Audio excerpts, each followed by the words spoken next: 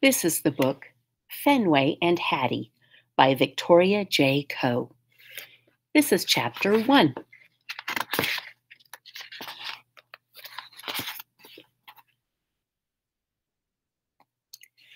As soon as we get off the elevator, I know something is wrong. Our apartment has no mat in front. The muddy boots and fake flowers are gone. The doorway looks empty, abandoned, like nobody lives here. Who took our stuff? Intruders? Strangers? Squirrels? Fetchman opens the door and I race inside. Nose to the floor, I sniff for clues. But all I smell are Food Lady, Fetchman, and Hattie, my own family. I rush into the eating place. Apparently, Food Lady is not aware that things are missing. She gives me a quick pat, then sighs, like she has a big job to do. She's completely focused on a pile of boxes. Packages! My tail goes nuts. I stick my snout in the closest box and begin rooting around. But it smells boring like old teacups, not new and exciting like a package. Fenway, Food Lady scolds. That's human for you're in trouble. My ears droop and I back away. I was only doing my job. Packages must be inspected. What if they're hiding something dangerous or delicious? Fetchman smiles and kisses Food Lady's cheek. He speaks quickly and gestures a lot, like he's the happiest human in the world. What's he so excited about? Isn't he worried that our stuff's been stolen? Good thing my humans have a Jack Russell Terrier on patrol. We're obviously in terrible danger. There's so much to do. I keep sniffing around, but I do not find one single clue.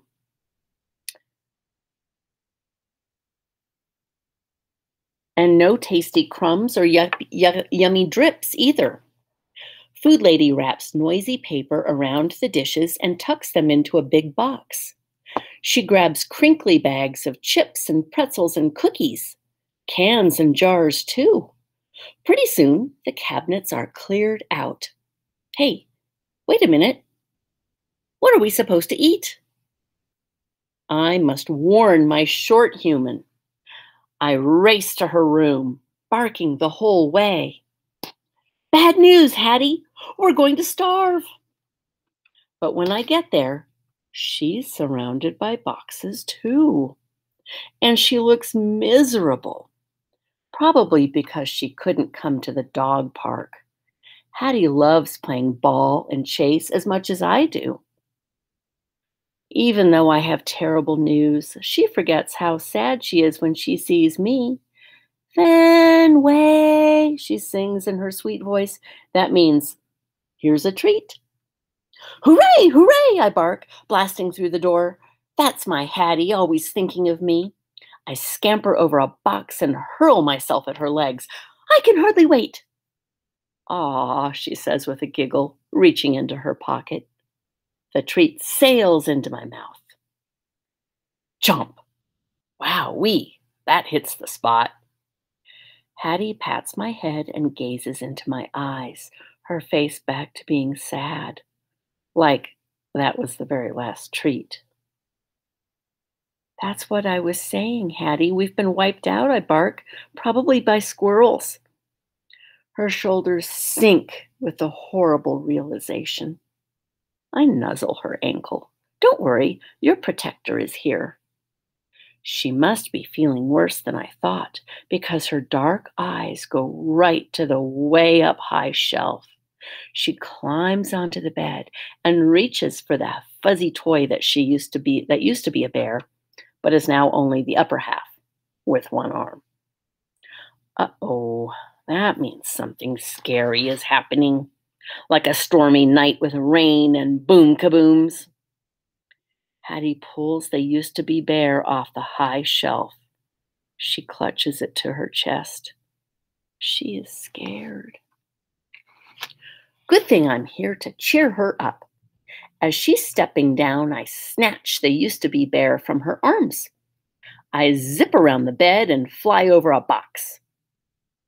Hattie's on my tail, laughing. Hey, she says, reaching out her arms. I'm just beyond her grasp. I'm hopping through a pile of shoes when I stumble over something hard. Ouch. My bedtime hairbrush. What's it doing on the floor? Sensing opportunity. Hattie lunges. Drop it, she shouts in a voice that sounds anything but angry. She's fast, but I'm faster. I spring onto the bed. I bury my nose in the rumpled blankets. They smell like mint and vanilla, just like she does. Hattie flops down beside me, smiling. She takes the used to be bear and grabs me tight. Best buddies, she coos. She kisses my brown paw, then my white paw. She showers my neck with kisses, our favorite snuggle game. I slobber her cheek as she giggles. She's the best short human ever. Food Lady appears in the doorway. One hand's on her hip, the other's pointing at the boxes. Hattie, she scolds.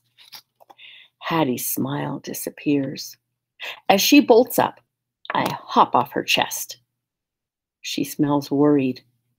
I know how she feels. I wait for Food Lady to start yelling in a bossy voice. But instead, the words I hear are Hattie's. She sounds anxious. She picks up the long jump rope that she brings to the place where short humans with backpacks go. She shows Food Lady a card. I catch a whiff of hardened frosting from the time a pack of short humans invaded, and I warned Hattie that her treats were on fire. As Hattie goes on, Food Lady's angry face gets softer and softer until it's turned to sad. Oh, baby, she says in a soothing tone. She sits next to us on the bed. Hattie leans into her arm. Food Lady strokes Hattie's bushy hair. I nuzzle in under Food Lady's hand. I could use a few strokes too, I whimper, right behind this ear. Food Lady rocks us gently the way she did when Hattie's knee was hurt. She gives us both a pat and gets up. Okay, she asks. Hattie nods and sniffles a few times.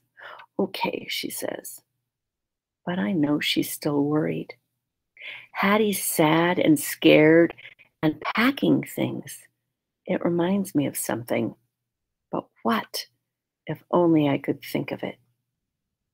When Food Lady's gone, Hattie tosses the jump rope into a box. Then clothes, whoosh, and shoes, clunk. She picks up the used to be bear and squeezes it tight. And then I remember what this reminds me of. It was right before Hattie disappeared for 2 whole nights. And something terrible must have happened to her, because when she finally came back, her clothes smelled horrible, like burnt marshmallows and squirrels. Oh no, could it be happening again? I knew something was wrong. Hattie is leaving. Hattie is leaving. I spring up and run in circles. She can't go, at least not without her loyal dog. Hey, if I stick by her side, she'll have to take me with her. Wowee, it's the best idea ever. As Hattie turns from box to box, I'm on her like fur. When she closes the last one, she heads for the door. I beat her to it. She leaps over me and I chase her to the eating place. Food Lady's standing at the counter, licking her fingers. She looks up and holds out a white bag that smells like donuts. Breakfast, she calls. Yippee, I bark, racing to Food Lady's feet.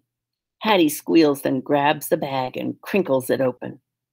I leap on her legs and lick my chops. Hattie bites into a squishy donut. A lovely glob of goo drips right into my mouth. Vanilla. I swallow quickly. More, please, I bark, jumping on her legs again. Hattie giggles, but when Food Lady crosses her arms, she stops. Right then, a rattling sounds uh, at the front door. Intruders?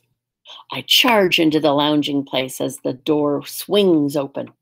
I'm ready to pounce. It's Fetchman. He has gone? I spring up and paw his knees. I missed you so much, I bark. Is it playtime?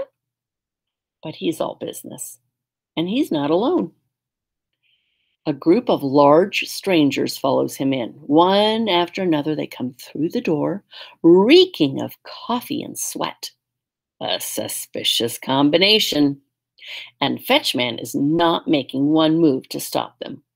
Hey, who are you? Why are you here? I bark, lunging toward them, but stopping a safe distance from the first stranger.